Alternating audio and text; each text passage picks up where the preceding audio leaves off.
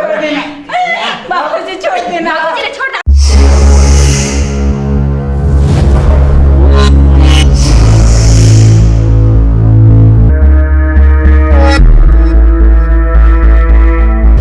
चुन के खत्म कर दे, के चुन के खत्म कर जे जे हमार जान ले लेबा ना छोड़े, सब के खत्म कर दे, खा जाए चबा जाए जैसे।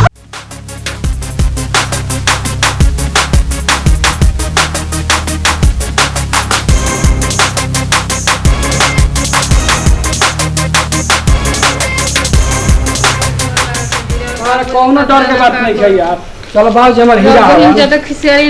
ना ना बहुत बढ़िया हमर बहिन है। ये हमरा बहुते डर लगा। ओए डरा तो का है बुचिया बाबूजी का भैया कहां वो तो देख के आई बा कहां रे बाबूजी और देख आई तो बाबूजी ले गई बनी ई के किथे कर लेके आ गया बा पागल है क्या बियाह के लाई बनी अरे कौन बने ले बने का है हम पकड़ बाबूजी ए बाबूजी आज देखा तो भाई पता नहीं कहां से फेंकल इंसान को उठा ले हमारे जंगल वाला से पागल है क्या रसोई को ले जा तो बाबूजी नहीं यार मुझे लगा तो क्यों नहीं निकल तो क्या हमारे को खाई मिला फसाने खातिर रसोई को ले जा का बाबूजी बोल लगी ई के हो बाबूजी हम बोल लगा का है बाबूजी ई के काल कुछ के बियाह भइल बाबूजी मान लो जात रहे रास्ता में इनका से बियाह करने गरीब घर के बाहर तो का करी घर के बाप भाई मर गन का ना तो बहुत मान बाबूजी होइए नहीं बा तो करते रहते तू ऐसे कर रहा है अरे ते चुप मार तोड़ छोट बड़ बोलो तो घटा ना तब क्या ले जाए हुए क्या ये तो सब चलो गलती तो होई एक बार नाक में दम क देले रहस और ओकरा बाद समाज में हमर नाक कटवा देले जल्दी गलती होई कोई बात अच्छा भैया ये बताओ ये गलती हो है तो सकता करना ये करा के तू मिल जाए तो तो मान लो भगा के कहीं और ना ले घर ही लेके आओ छनी जात पता क्या है कौन जात पता करेंगे ना देखा देखी तू आगे कइले पर ई करे तो कोई हमरा के गलती का हमारा काम है नहीं बता हमार कब तो के हरे तो ना बात के ना कर तो पूछते मान लो बाबूजी गलती तो होई कोई बात का कहत अब तू ही बतावा मान लो चल बियाह कर ले लेने तारन उस कहे के बाद देख अब तो बदले कुछ नहीं है जब करे बात कर ना आप कौन सा ले कौन सा दू आई है और पहले समझ जाना नहीं सकता सही बोल चल दे एक रात जब ये चल जाए फिर जब ये थोड़ा थोड़ा पता नहीं कहां से आके घर पे बहू कर लेगा रे कि वो तो बना ले खबर नहीं लग रहा अब तो माथा जरा पकड़ो ना वो तो पकड़ा कोई पूरा पकड़ो हम हर कितने रुक जा अभी अरे आप उतार दे पागल रुक जा भैया देखो ना हम घर से छोट बात तोरा तो समझ चाहिए ए जो मेरा बात सुन आए जा आप उतारे आगे बहुत ने बढ़िया काम करके अच्छा है ना पापा गलती तो हो ही गई बा हां उतार लो और ले आओ हम चल ले हमरा देखे के नहीं काहे से मुंह बनावत रहे मुंह ना इतना सुंदर हो भाभी बेटी में दिल खुश हो गइल भगवान करे सबके ऐसे भाभी मिले सब ऐसे भगा भगा लेके आ जाए तो बाबू का समझ जाए तो भैया भाभी हमारे एकदम मस्त बड़ी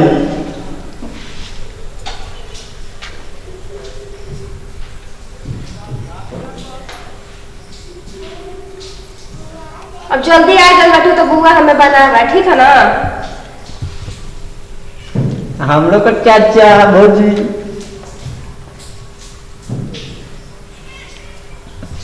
आ गए चलो मैंने बैठा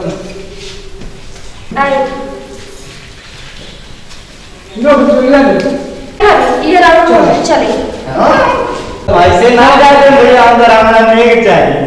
हरे बाबू का नेक लेवे दिखाने के बेटी नेक देवेली त नेक लेवेली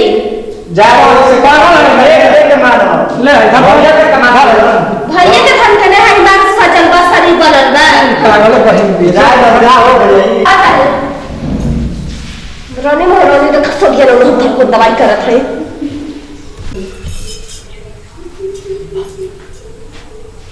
अभी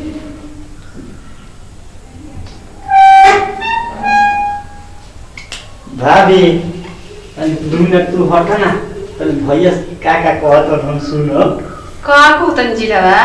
तू 2 मिनट हट ना तनी हम ओढ़ के बैठिए भैया कहन तो सुनो तनी का होला हड्डी तो पाला तो लुका जाता है ना। तू पाला तो पूरा देता भैया जो तो सुनम हम का कहत उड़ के मर जाते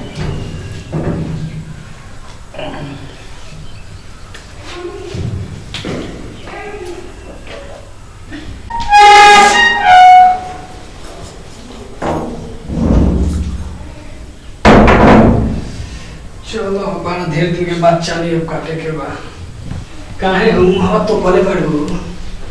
काहे ऐसे करत हन हम ए ए जी हमरा नेक चाहिए। नेगे में चाहिए होता है कि धन कुल तो है नु बा का हो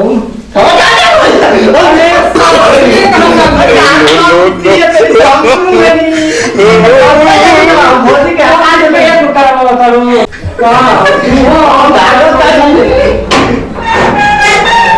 का वाले भाई हम ना दोबारा तंगी के बनने लगा का हो का घूम तब सब बताओ हो ना जानता है हाँ। हमारा एकदम करेजा धक धक मार चलो अब खाती का पे बताता हूँ बाबूजी मानिए बोलन बहनिया मानिए बोल धीरे धीरे सब ठीक हो जाए क्या बोल हां जी देखने और बहन कितना अथी बानी मुंह चमका तक बेरी बेरी बार को खलिया कहत रही जा जा छोट बहन है हमरा तो इतना डर लग रहा है कि बुझात रहे कि कोई घर से बहन के निकाल ना देओ अभी आवते आओ छोड़ा ही तो सब बात अब बोला अब का कोई जाए अब तोरा हम नहीं मिलबा का कहता कहो खबर कहीं जे कहबो ना कुछ कतना अरमान से बियाह कोई तारा से हो अपन भाई से स्वागत मनावत रही रहो अरे तू भैया कहीं का सोचत है हमारे बारे में अब जनना छोड़ के हाथ पे फड़ ला छोड़े ना तो दिल्ली से फोन आवता रुक जाए कि बतिया का तो बात जल्दी आए हेलो जी हाँ, हम बोल रहे हैं दिल्ली मारुति सुजुकी से एचआर डिपार्टमेंट से दिनेश जी। जी सकोरिया आपका जो छुट्टी जो क्लियर हुआ था जी कुछ प्रॉब्लम तकनीकी प्रॉब्लम के कारण आदमी की कमी से आपका छुट्टी रद्द कर दिया गया है तो आप जितना जल्दी हो सके आप निकलिए। ठीक है सर तो सुबह में निकलेंगे हम हाँ जितना जल्दी हो सके आपको आ चलिए जाए। हम मॉर्निंग में पहुंच जाएंगे 10 बजे तक चलिए ठीक है ओके थैंक यू।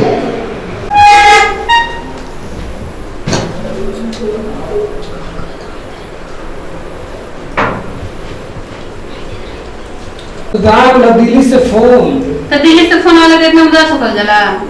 उदास के कारण बगजान तब सुबह हमारे जाएगा पर छुट्टी बढ़ाई नहीं कैंसिल हो गई ये जी हमरा के बिया को कभी ना मेरा घर में लेवे कभी फिर आके छोड़ चलो देता दिन में आज मर जाएगा तो परगल करे बताइए घर में हमरा के क्यों नहीं के बढ़िया से अरे मार सब ठीक हो जाए हमारे बहन इतना खराब हमारे बाबूजी ना हम ठीक बा हां बहुत डर लगता जीरा मत छोड़ के हमके जाए एक 2 महीने हो जाए तो अब देखा आज फोन जाएगा तो परगल करे बात के बुझा समझा हमारे मन कर बता के छोड़ जाए तू बता दे ये जीरा महल में तो मैं जाते नहीं रहा ना पर छोड़ के हमरा के ना जाती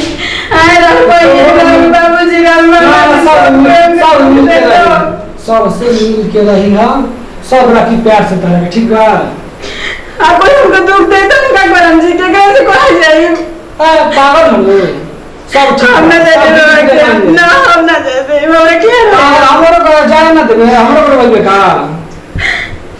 ना जाते मैं तो लेके चली पागल बन के तो ये बता सुन तो हम जा पाएंगे इन जगह पे तोरा राम जी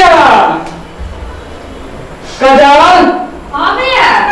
और तेरे माई को गाना ना धैले रे अपन को तो हिया खातिर तू गाना वाला बता का होई अरे तो भौजी पे नहीं हां भौजी पहले पगला के होटा भौजी का पहन के माइक तो का हिया खातिर लोग खाली रह माई ले जाओ पागल कहीं के लावत है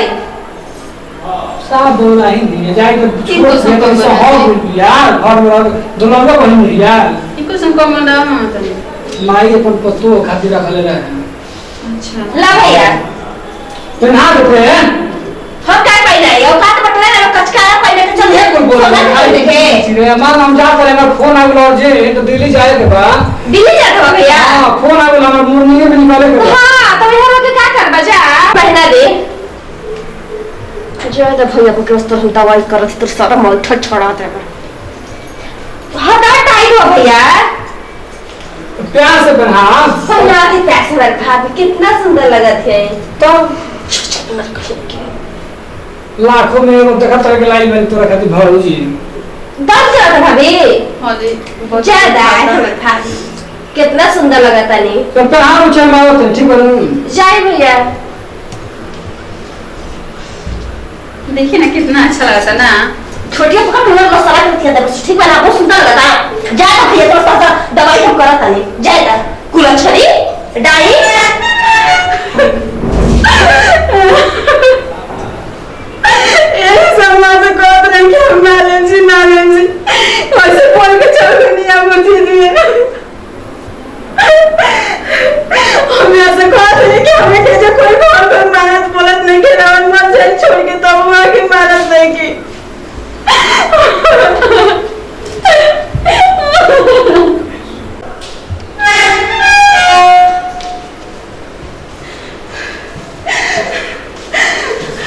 मती जा सजना हमारा मती जा सजना हमारा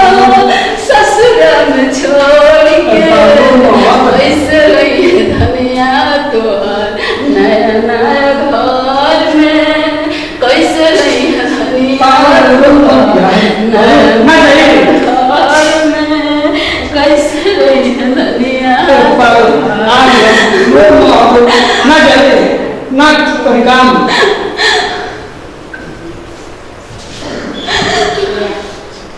कहां लगा चुरा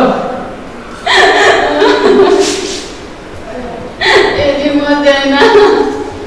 हमारी बुद्धि में बहुत आगे बाप को बुद्धि पागल है चुरा अब आज बुद्धि में छिपा सबसे मिल के रहे भाई छिपा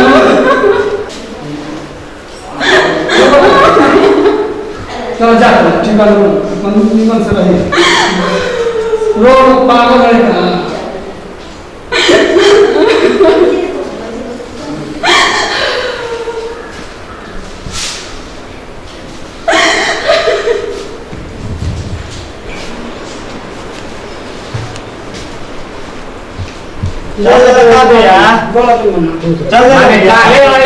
फोन आ जी तो जाए के पड़ी हमरा जाए के मन नहीं करत काले हमर बाबेली भैया चलिए दिलो अच्छा तू चाकरी का और छुट्टी मारेला छुट्टी में चावल रहना बुझाइले कैंसिल हो छुट्टी है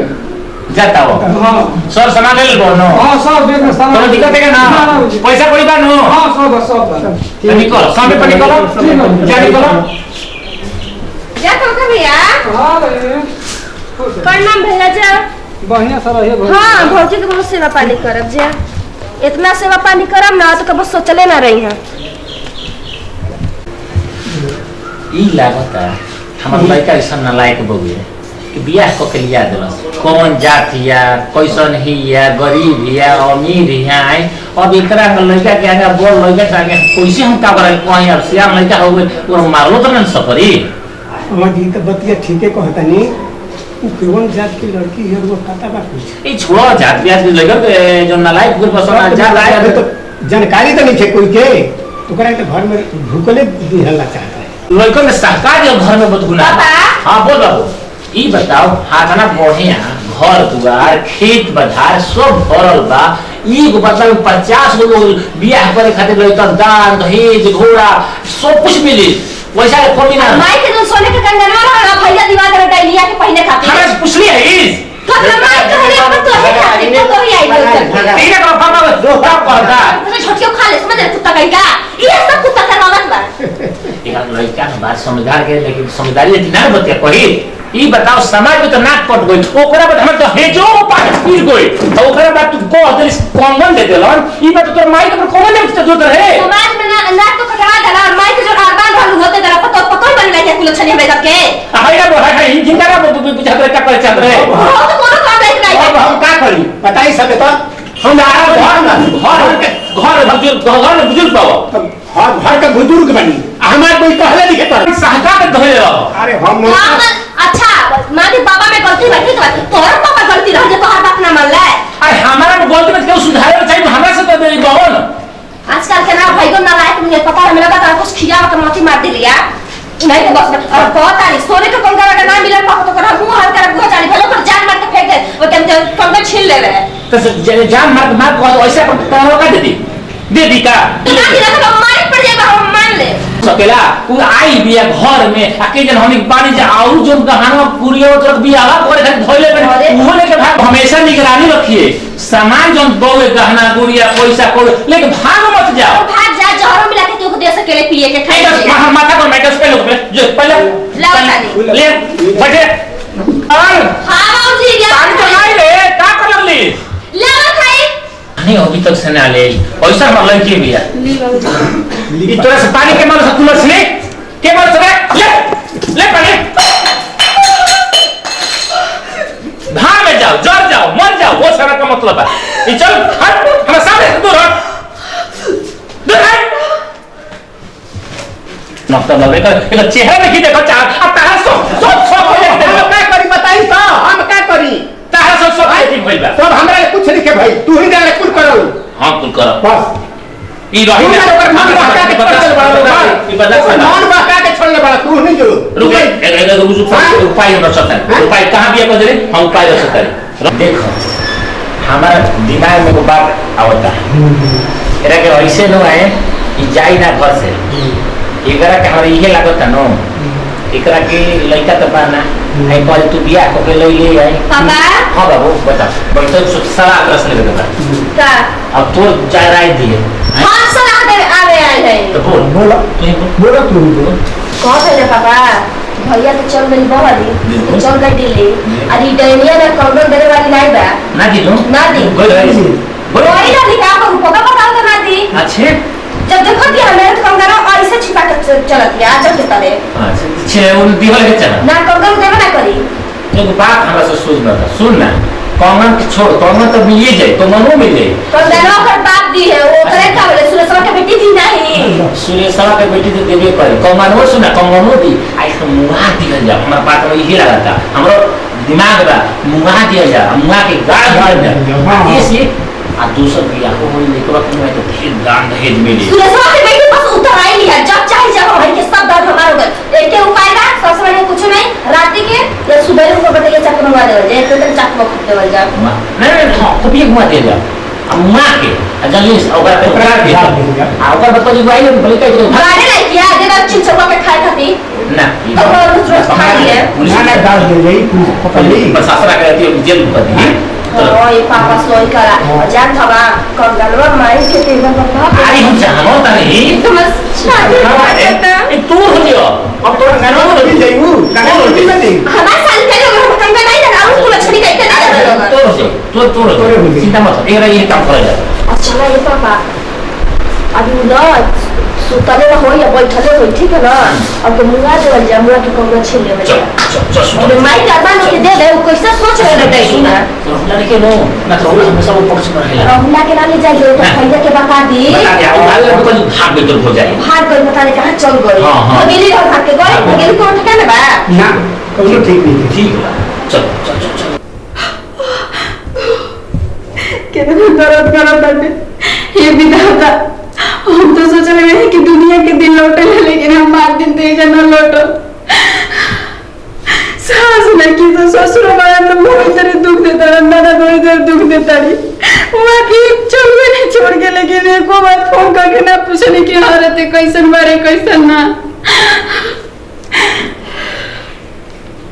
देखे देखे खाती आदमी तरस जाता लेकिन वहाँ के एक बार ना सोचने में क्यों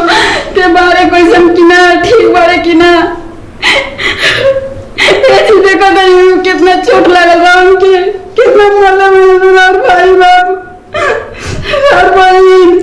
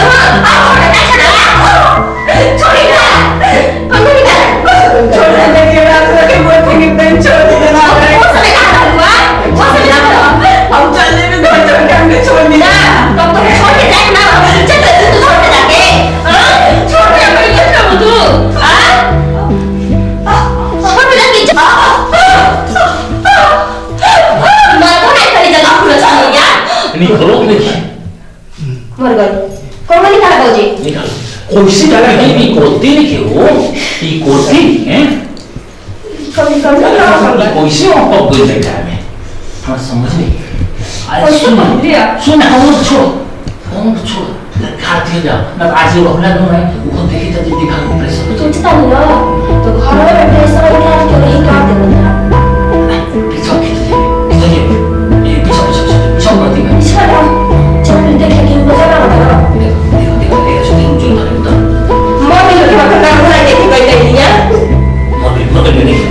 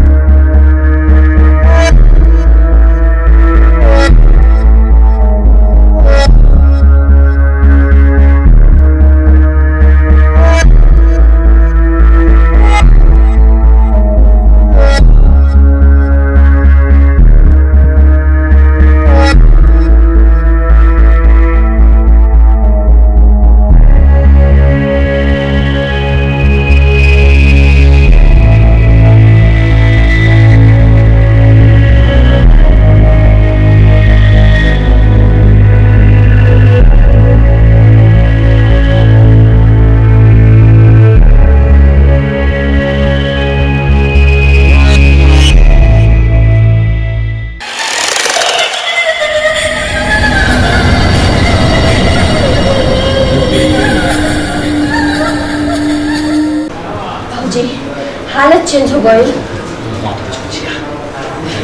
रुकाल तो गई जीव से जाए दे आप को खत्म हो गई दीदिया भाभी नहीं किलो को तो आओ मामा अरे भगवान हम जो है सुबह समय थे नजर आ देखा तो सारी पसीना पसीना आ पूरे घर खोज देने आए केने गई हमरे पता नहीं केने गई पता है कब पता नहीं थे ना हमें भी पता नहीं था पता नहीं कहां गई आ काहे इतना पसीना ही पड़ा जो हाथ है हमें मार मरता नहीं जो होते पसीना ना होई ऊपर से नीचे टोला महला सगरो जो है केने भाग और केने गई भुलाना न गई अब भेटबे ना तो का करी हैं जो भगवान के रोड देख मिला चाहिए जो देख लेता है देख चली बाबूजी अब तो ऊपर काम तमाम कर देनी अब वादा करी कि बात का वो खुली ना ठीक है ना चली बाबूजी चलो बाबा वादा करा अभी वह बात की उसे खुली ना वादा कर ले बने हाँ ठीक बात ठीक चल